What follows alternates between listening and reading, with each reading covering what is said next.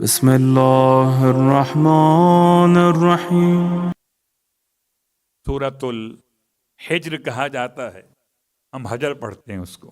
قرآن کا ایک سورہ ہے، اس کا نمبر سورہ کا 15 ہے، آیت کا نمبر 9 ہے۔ وَإِنَّا نَحْنُ نَزَّلْنَا الذِّكْرَ وَإِنَّا لَهُ لَحَافِظُونَ۔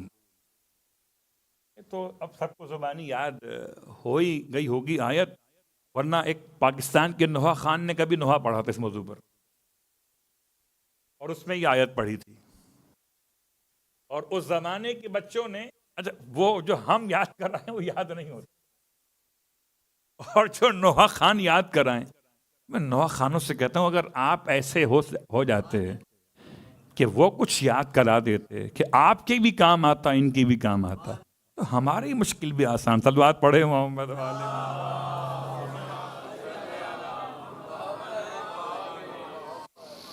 اب جنہیں نوحہ یاد پہنچ گئے ہوں گے، اِنَّا نَحْنُ نَزَّلْنَا الذِّكْرَ وَإِنَّا لَهُ لَحَافِظُونَ۔ بے شک کہ ہم ہی تو ہیں کہ ہم نے ذکر کو نازل کیا ہے، اور ہم ہی یہ ذکر کی محافظت کرنے والے۔ اب یہ آیت اگر آپ کو یاد ہو گئی، نمبر ہے 9، سورہ کا نمبر 15، نام ہے سورۃ الحجر۔ اس کے پڑھنے کا فائدہ کیا ہے؟ فائدہ ہے کہ اگر کوئی حاجت ہو تو پڑھ لیجئے۔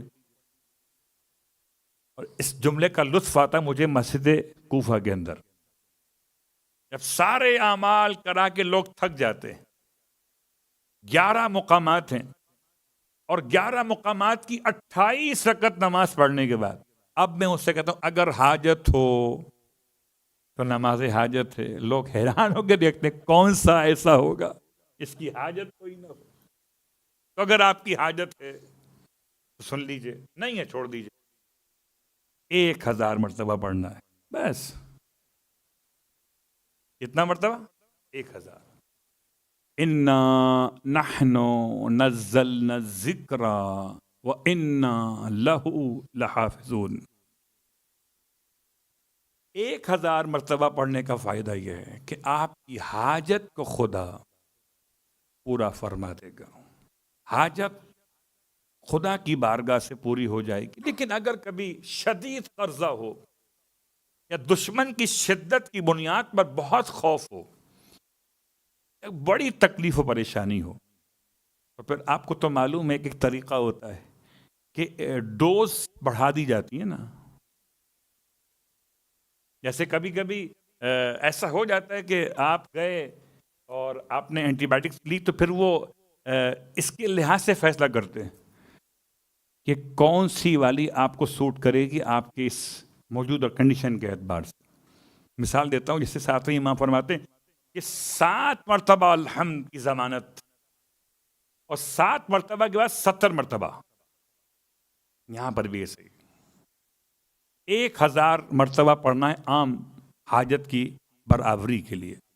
شدت کوئی ہے تو بڑھائیے، 70,000 مرتبہ پڑھنا ہے۔ پھر 70,000 درہم نہیں دینے، ذکر پڑھنا ہے۔ اگر درہم دینے ہوتے تو آپ درہم برہم ہو جاتے۔ ذکر خدا پڑھنا، اس پہ پریشانی کی بات کیا؟ جس کو جتنا بڑا مسئلہ ہے، کہتے ہیں نا علماء کہ اگر کوئی سیلاب آپ کی طرف مصیبتوں کا آ گیا تو درود کا سیلاب روانہ کر دیجئے۔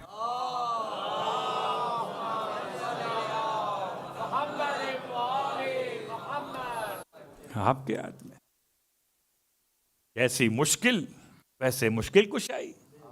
ہم چاہتے ہیں مشکل بڑی ہو اور وظیفہ چھوٹا سا ہو، کہ بلا چھوٹی گولی سے بڑا آپریشن نہیں ہو سکتا۔ ہو سکتا ہے